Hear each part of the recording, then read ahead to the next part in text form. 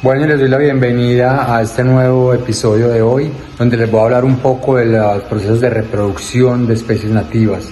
Estamos en el laboratorio de reproducción de nativas, especies nativas como cuáles. Aquí reproducimos lo que es el bocachico, reproducimos también lo que es el yamú, la dorada, algunas especies que que no se reproducen en cautiverio. Entonces hay que hacer protocolos hormonales. Hoy les voy a contar un poco de cómo se realiza este proceso de reproducción de especies nativas.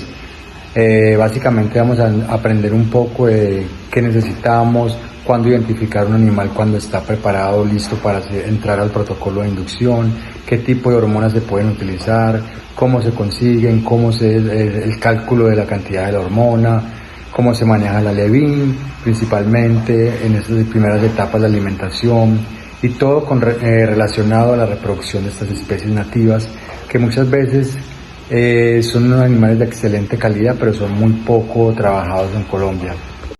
Entonces, por ejemplo, el bocachico y el yamú son especies reproductivas migratorias. Ellos que requieren que cuando hayan épocas de lluvia o suben los caudales y la temperatura, ya ellos entran en esos procesos de maduración. Pero resulta que en confinamiento esos procesos se detienen. ¿Por qué? Porque no tienen ese estímulo de creciente, y tienen que migrar. Entonces estas especies llegan a unos puntos en los cuales no son capaces de expulsar sus huevos. Por eso la necesidad de inducirlos con hormona. Entonces el bocachico, el yamú son principalmente especies migratorias reproductivas que migran en ciertas épocas del año. Entonces esa es la importancia de conocer muy bien los hábitos reproductivos de las especies. Lo primero es evaluar si el animal está preparado para entrar al proceso de inducción. Cuando yo tengo que revisar mis animales principalmente en épocas de invierno, cuando las lluvias empiezan a caer en nuestro territorio, es cuando es momento de empezar a revisar nuestros animales, porque ahí los animales empiezan a presentar comportamientos de estar aptos para la reproducción. ¿Cómo lo sé yo? El abdomen se les abulta, papilas urogenitales dilatadas. Ahorita les voy a mostrar un poco cómo es cuando un animal ya está preparado para entrar a los procesos de inducción. Posterior a eso ya se seleccionan los animales, las hembras y los machos, y se traen a estas piletas circulares. Muy bien, entonces aquí tenemos las piletas circulares donde traemos los animales cuando ya están listos para entrar al proceso de reproducción. ¿Qué es la recomendación? Nosotros manejamos relaciones de 2 machos por 1 hembra. ¿Por qué? Porque a veces los machos tienen muy poco material seminal, entonces toca, que aumentar el número de machos por hembra. Entonces nosotros usamos en estas piletas generalmente tríos, 2 machos por 1 hembra. Ya hay diferentes tipos de metodología. Hay personas que usan más machos o 3 machos o 1 macho, 1 hembra, dependiendo. Pero a nosotros nos ha funcionado muy bien trabajar con 2 machos por 1 hembra. Ahora, un aspecto muy importante, la hormona. Listo, ¿qué tipo de hormonas utilizar? Existen básicamente en el mercado 2 hormonas muy comunes. Una que es la extracto de pituitaria de carpa, que es la EPC, es un poco más costosa, es en polvo, te cuesta más o menos 2,5 millones. Y está la Ovaprin, que es como una hormona sintética, una gonadotropina sintética, que lo que hace es líquida, que es un poco más económica y está siendo ahora es más utilizada por la facilidad, ya que es líquida, no toca diluirla como la EPC, que toca prepararla, pesar la cantidad. Esta ya es líquida, la Ovaprin es líquida, tiene un costo más económico y también tiene unos rendimientos muy buenos. Entonces ahí están las 2 diferencias entre Ovaprin y EPC. Ovaprin es más económica, incluso Ovaprin muchas personas utilizan una sola dosificación, mientras que la EPC sí se requieren 2 dosificaciones. Ahora les explico de la EPC cuáles son las recomendaciones en cuanto a la dosificación y la Ovaprin. Normalmente hay personas que usan doble dosis de Ovaprin, pero la literatura también dice que con 1 dosis de Ovaprin es suficiente. Entonces, ¿cuáles son las dosificaciones que recomiendan de la EPC? Para la EPC se recomiendan 2 dosificaciones. La primera dosificación es más o menos 0,5 miligramos por kilogramo de pez. O sea, primero hay que llegar y pesar el pez y pesar 0,5 miligramos en una balanza analítica principalmente, 0,5 miligramos, es la primera dosis.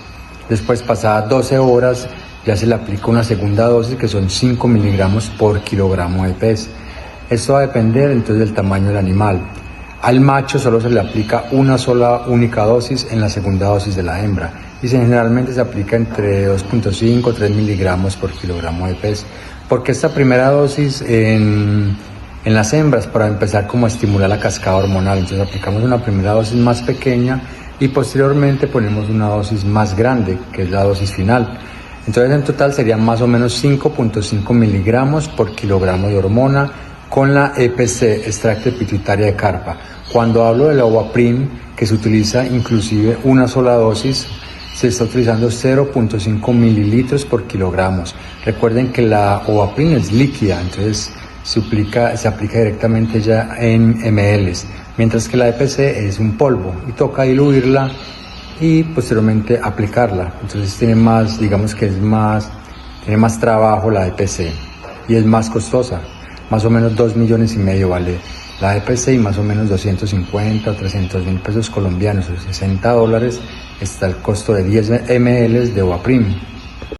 Muy bien, entonces continuando con el proceso, ya tenemos los animales listos, tenemos la hormona preparada. Lo que tenemos que tener claro es también el tipo de incubadora que vamos a utilizar.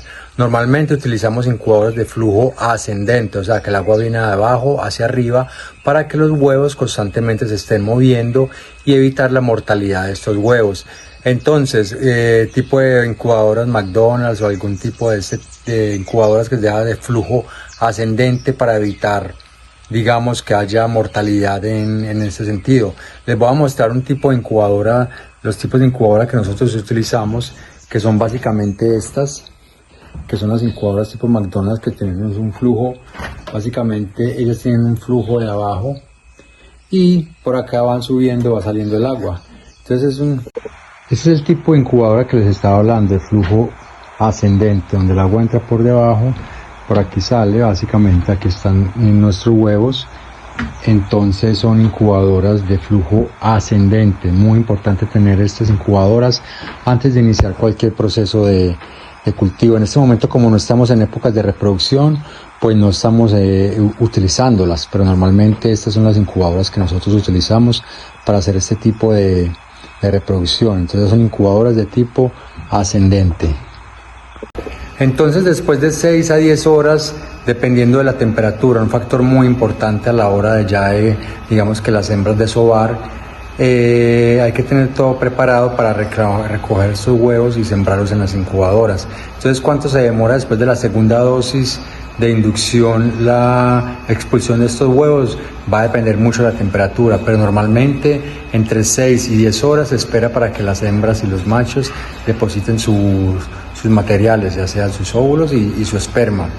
¿Qué sucede? Hay diferentes formas, hay un método seco o hay un método, digamos, seminatural. Nosotros acá lo hacemos en un método seminatural, que es en estos tanques circulares.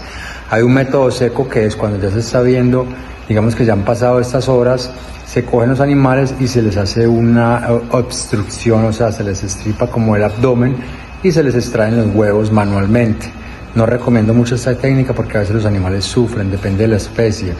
Pero nosotros lo preferimos seminatural, en el cual ellas hacen el proceso natural seminatural en estos tanques circulares. Entonces esas son las dos formas, puede ser una por medio de ayuda humana o seminatural en este caso. Posteriormente tenemos que tener entonces las incubadoras que les dije ya listas, preparadas para poder traer estos huevos y empezar a sembrarlos. ¿Cuánto dura aproximadamente la eclosión de estos animales? Digamos que de huevo a larva.